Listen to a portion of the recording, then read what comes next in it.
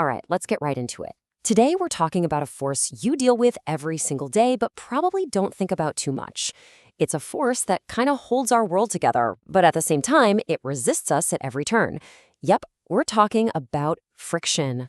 You know the feeling, right? You're staring down a heavy box, maybe you're moving house, and you give it a shove, and for a second, absolutely nothing happens. It almost feels like the floor is fighting back. And well, spoiler alert, it is. That invisible struggle is friction, and in this explainer, we're going to make it visible. So here's the plan. We'll start with what friction actually is, then we'll get into the formula that lets us measure it. After that, we're going to put it to the test with 2 real-world examples, and then we'll wrap it all up by looking at friction out there in your world. Sound good? Let's go. Okay, so first things first, what are we actually dealing with here? You can think of friction as the ultimate force of resistance. It's the universe's way of saying, not so fast. See, even surfaces that look perfectly smooth to us are, at a microscopic level, totally rugged. They're like these tiny mountain ranges with hills and valleys, so when you try to slide one surface over another, all those little imperfections snag and catch on each other. And that resistance, that's friction. It's what keeps a book on a table and what your car tires grip on the road.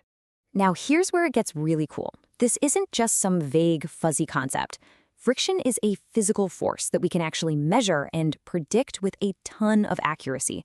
It's all about the math. And the absolute key to all of this is something called the coefficient of friction. We use the Greek letter mu for it. Think of it like a grippiness score between any 2 surfaces. You know, a hockey puck on ice? That's got a super low score, almost no friction. But a rubber sneaker on a dry sidewalk? That's a really high score, tons of grip. And this simple formula is the heart of it all.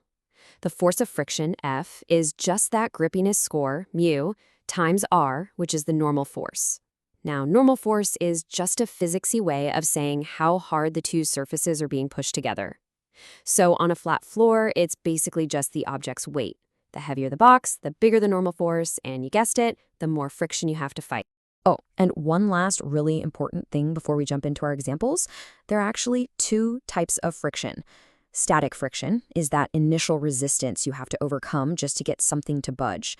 It's usually the stronger of the 2. Then you have kinetic friction, which is the force you feel once the object is already sliding. Okay, enough theory. Theory is great, but let's see how this stuff actually works in the real world. Let's get our hands dirty with our first problem. So here's the setup. We've got a box, it weighs 300 newtons, sitting on a flat horizontal surface. We want to move it by pulling on it with a rope, but we're pulling at an upward angle, say 25 degrees. The big question is, exactly how hard do we have to pull to get this thing to move? Okay, let's lay out everything we know. The weight of the box is 300 newtons. The grippiness score, or coefficient of friction between the box and the floor, is 0.3, and we're pulling at that 25-degree angle. We have all the puzzle pieces. So here's our game plan to find P, our pulling force. It's all about balance. First, we'll look at all the horizontal forces. That's our pull to the right, fighting against friction pulling to the left. Then, we'll balance the vertical forces. That's gravity pulling down, against the floor pushing up, and our angled pull helping to lift it a little. Once we have those balanced out, we just plug them into our friction formula and solve for P. And after we run the numbers, balancing out the horizontal and vertical forces and plugging it all in, we get our answer. 87.1 newtons. That is the exact tipping point. If you pull with precisely that much force, at that 25-degree angle, that heavy box will start to slide. How cool is that? All right, so that was a good warm-up, but now we're going to crank up the difficulty a bit. What happens when we take this whole problem and we put it on a hill?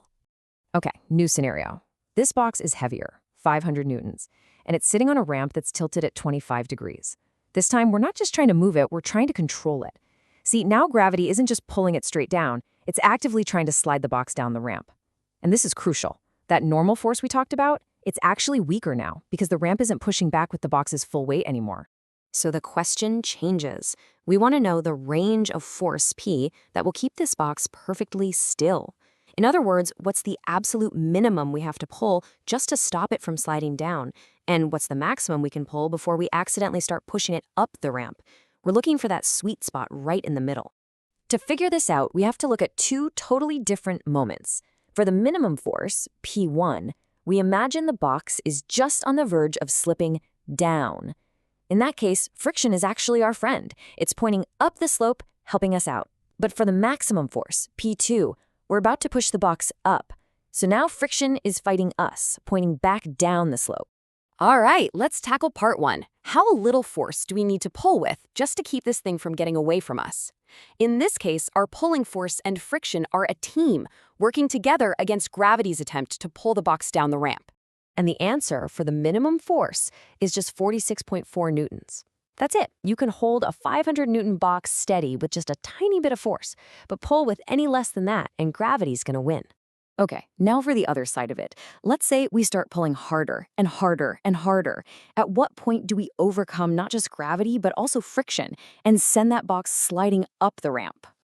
And that maximum force is a whopping 376.2 newtons. So there you have it, that's our range. If you pull with any force between 46.4 and 376.2 newtons, that box will stay perfectly still on that 25-degree incline. So we've crunched the numbers, we've gone through the formulas, but really, the point of all this isn't just to solve problems in a textbook. It's to get a better handle on the world all around us. So what's the big takeaway here? Well, friction isn't just some random thing that happens. It's a predictable force that's governed by a really clear formula. And as we saw with that ramp, the situation, the context, is everything. Just by tilting a surface, you completely change how gravity and friction interact. You know, from the grip of your shoes on the pavement to the way a musician's bow makes a violin string sing, even the incredible heat a meteor generates when it hits our atmosphere, it's all friction. It's both the hero and the villain in so many stories. So the next time you push a heavy piece of furniture or just walk up a steep hill, maybe you won't just feel the effort. Maybe you'll see the elegant, predictable physics at play. Where are you going to spot it first?